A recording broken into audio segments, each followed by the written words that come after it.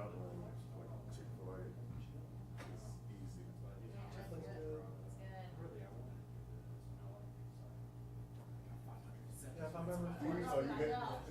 I'm gonna be telling him I'm here with the local paper over here. It's nice to meet you. Way back in one. I said, no, I'm gonna see more. I'm a 16-year-old, I don't even watch much news these days. No. I don't even know how to work our TV. My boyfriend still watches the news every single day, so. We Oh, watch no, it, no, right? yeah. He's a radio DJ, so he always has it on in the studio. He always with you guys, because you guys are their partners. Is it WHS? Okay. Yeah, he's a country station, so you guys. Is it, our radio? It's, Summit Media. Okay, gotcha. Summit Media. So, I always appreciate it, because even if people come up to us, they might say, hey, are you, selling some different station, but like, people will really do it. Coming from like, Cleveland.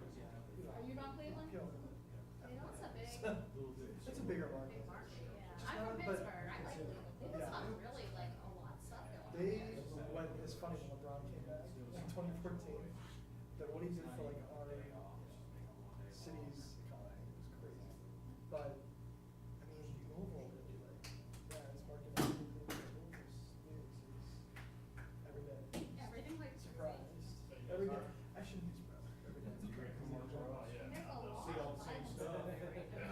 Yeah, It's the same thing. Oh, yeah. You'll be here Like- again. Yeah. You guys Pittsburgh. We're not standing in that press conference. Yeah, it is a big market, so. That's what the sports stuff. Yeah. That's what we're talking about. KK, that's a Getting big into high school one. football right now, which I love anyway. It's not too bad, it's about 6 hours from here. It's not too bad. Well, I used to work in the office. Oh, yeah. That was I right. called you sugar. I apologize. Come on. I did. I was like, I walked out here, I was like, oh. Yeah. Oh, dang. I've been up all night. I'm So sorry. looking at that station. Yeah, Don't so tell that's the Chief best that. way. I got Yeah. I was thinking about texting you to tell him. I know it's terrible. Tase him, will you tase him? I deserve it. I deserve it. I'll take it. I'll take it. Tase his ass. I will take it. Then you guys will be back in here doing another story. Yeah, let's record first. Well, they say, "Here's that, I'm gonna tell you about it." Yeah. Brother, he looks like the model.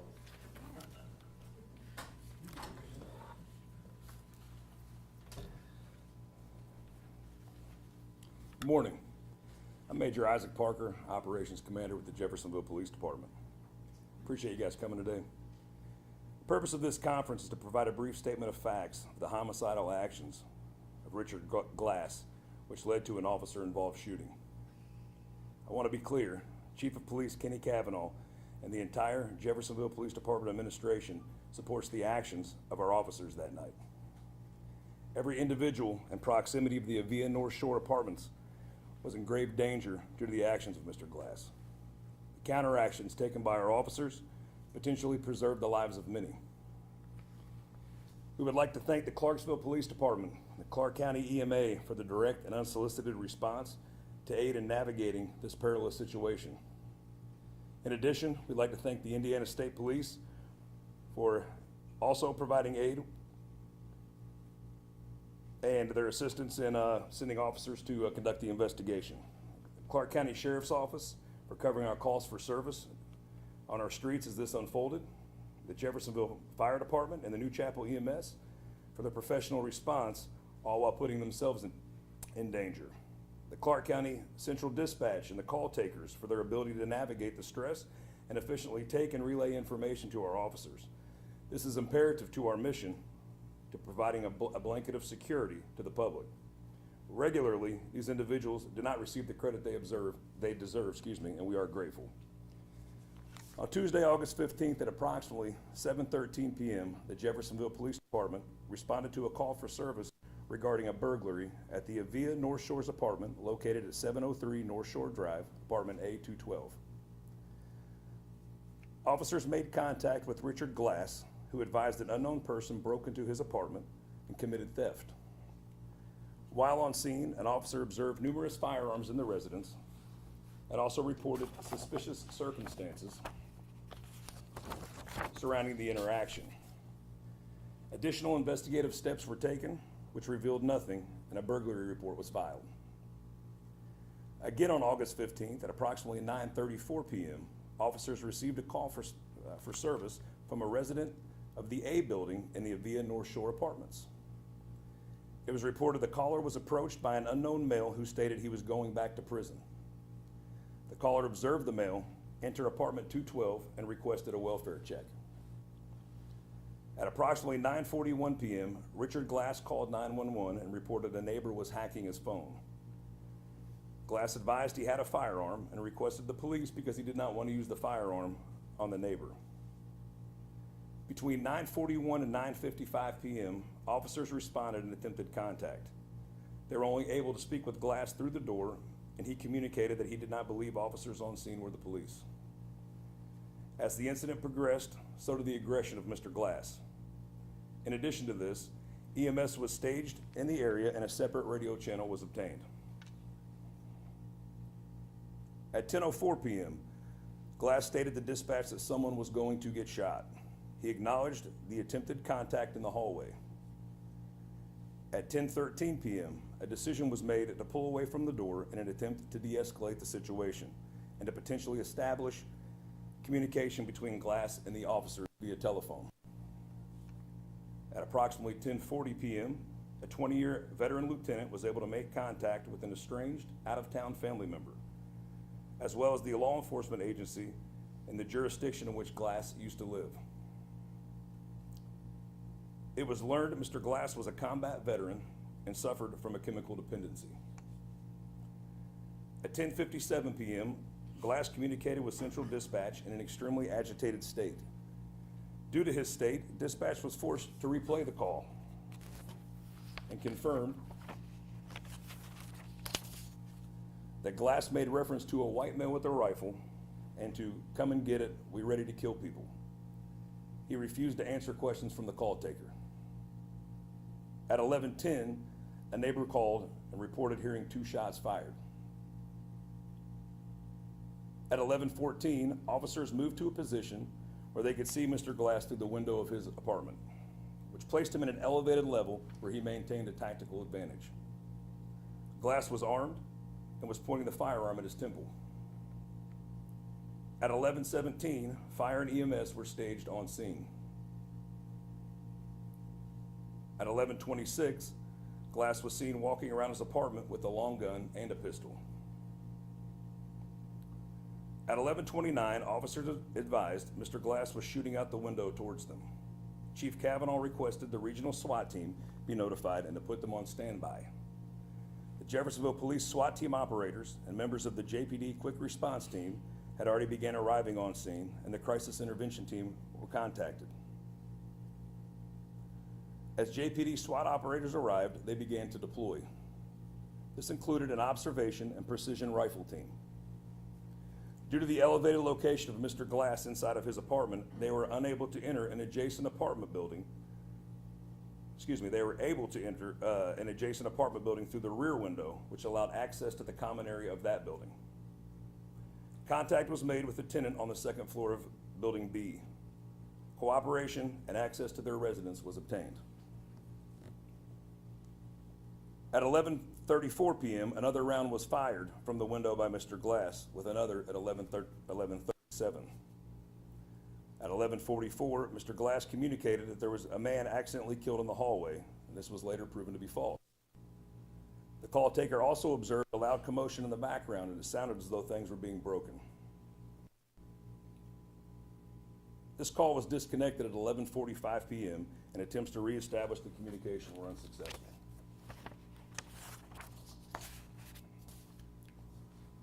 At 11:51 p.m., 2 additional shots were heard coming from inside of the apartment. Over the course of the next several minutes, the SWAT team continued to deploy to aid the patrol officers. At 12:07, an officer with our observation and precision rifle team reported firing his weapon, which caused the suspect to vacate the window area. Officers were unaware if Mr. Glass still posed a threat. However, EMS and fire were moved into the parking lot of the apartment complex. Attempts to safely confirm whether Mr. Glass still posed a threat were deployed, however, were unsuccessful. Eventually, the door to Mr. Glass's apartment was breached and the drone was sent in to determine if a threat still existed. It was then SWAT operators entered the apartment and Mr. Glass was declared deceased by the medics. Throughout this entire incident, our officers attempted to evacuate individuals that were in direct danger. This included social media posts urging residents and anyone in the area to shelter in place. 3 members of the observation and precision rifle team were placed on unrestricted administrative leave per our policy and procedures. I cannot express the gratitude to the individuals that live in that apartment. Without one family even provided a case of water to us. Without their cooperation and our partnership, this might have ended differently.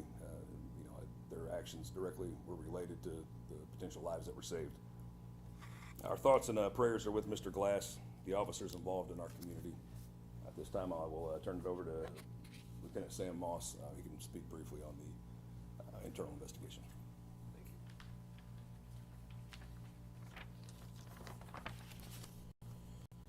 Good morning. I'm Lieutenant Samuel Moss, assigned as internal investigator with the Jeffersonville Police Department.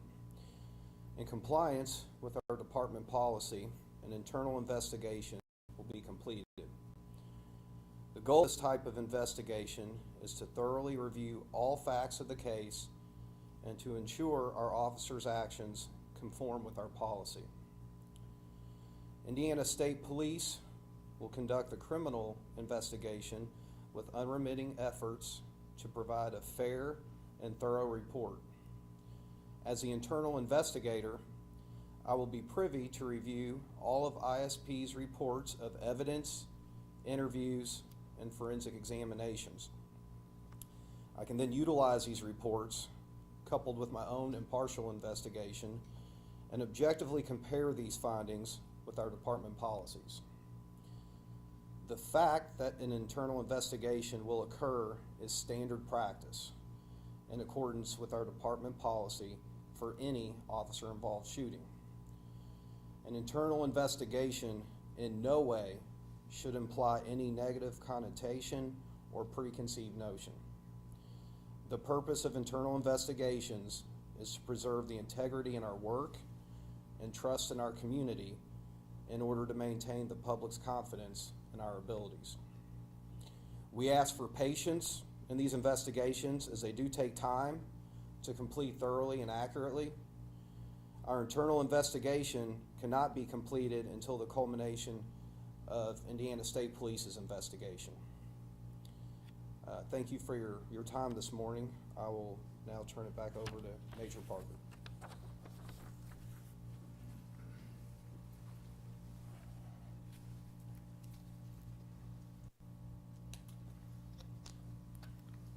Does anybody have any questions? Can you talk about the fact that he was a combat veteran and how this was a tragic situation, but it could have been a lot worse, perhaps? I think anytime that you have a situation remotely close to this, combat veteran or not, it's tragic. And regarding Mr. Glass specifically, this investigation is still ongoing. We haven't had Indiana State Police is conducting the criminal side. We're conducting the internal side, and it's in its infant stages still. So I wouldn't feel comfortable commenting on anything additional. You mentioned how that your officers reached out to a family member just to learn more about why was that such an important factor in figuring this thing out? Mr. Glass was not from here originally. We had limited information on him in the attempt to obtain intelligence through that, which potentially could have provided, maybe some sort of aid in navigating the situation. Where was he from? Not Jeffersonville, was from across the bridge. From Kentucky? Yes. He mentioned going back to prison. Obviously, you can do a public record search and see that he had a pending case in the Clark Circuit Court. Did he talk about that case and his fear that that was going to be what sent him back to prison? Or? Again, there's certain specifics that I can't comment on. There's certain that I don't know yet because it is so infant, and we're not conducting that main investigation. Do we know if he was shot by a regional SWAT team member? I know that's what ISP had said. Are you guys able to provide clarity on that? The regional SWAT team did not respond. They were not activated. It was the Jeffersonville Police Department SWAT team. They were called and placed on standby. I had heard that as well and saw that there was confusion. It was the Jeffersonville Police Department quick response team, the SWAT team, and the crisis intervention team. There have been a lot of traumatic things over the past couple of months that you all have responded to. How are You know, we are a tight-knit agency. We're well-trained, and, you know, you know, it has been tough, let's be honest. Policing tough is not just tough here in Jeffersonville, it's tough across the country. And, you know, as long as everyone sticks together and we do the right thing, we'll be okay. And it sounds like Mr. Glass and neighbors, they had a lot of contact with, our emergency dispatchers. Have you spoken with them to see how they're doing? I have not, personally. I can tell you that they were phenomenal. You know, that's a good group of individuals up there that are, you know, the offensive linemen, if you will, of these situations. They're the unsung heroes, are the ones that don't get credit, and they're imperative. We have to have them. They're vital to what we do. Just to be clear, you know that he was shot by an officer and didn't die by suicide? Again, all I can do is report what we did.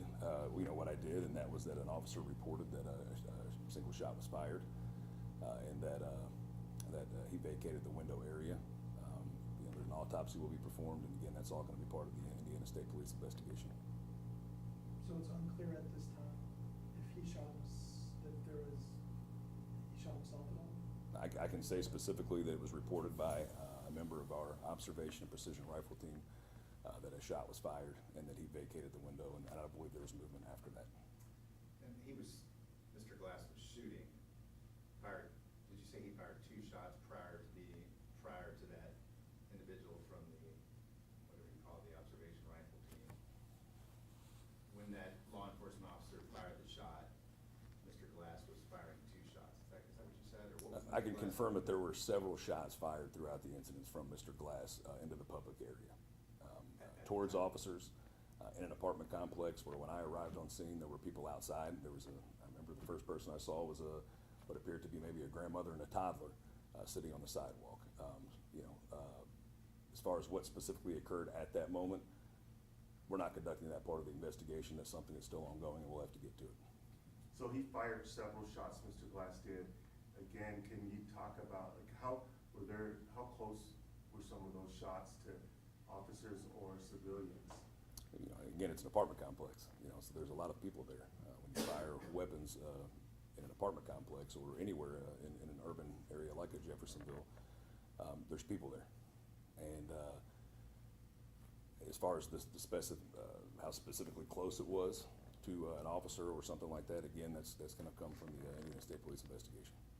Is there body camera of this? I know that you said that you all were kind of in a different apartment area. Is there body camera video of what happened? All body camera footage from officers on the scene was obtained.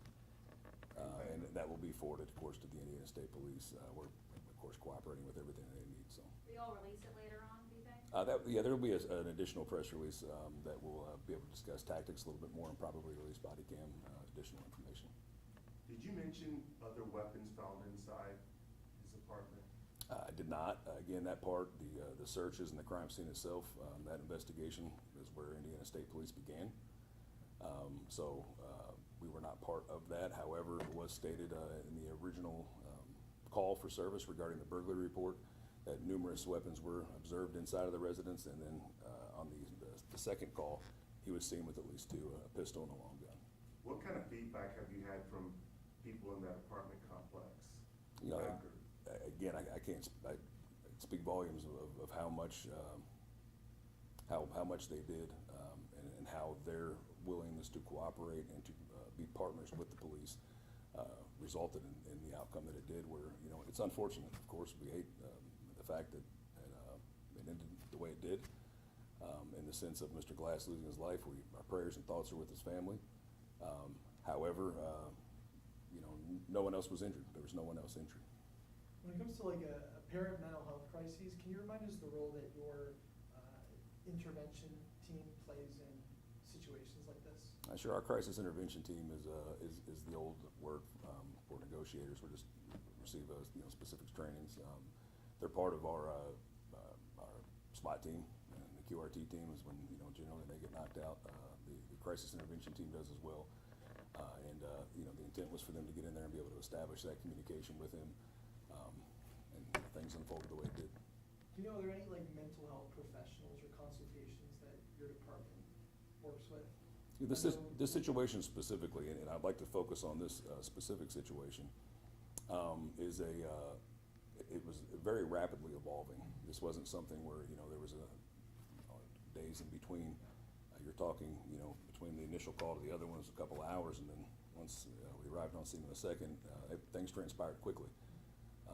This wasn't a long-term type thing. We spoke to the family out of town.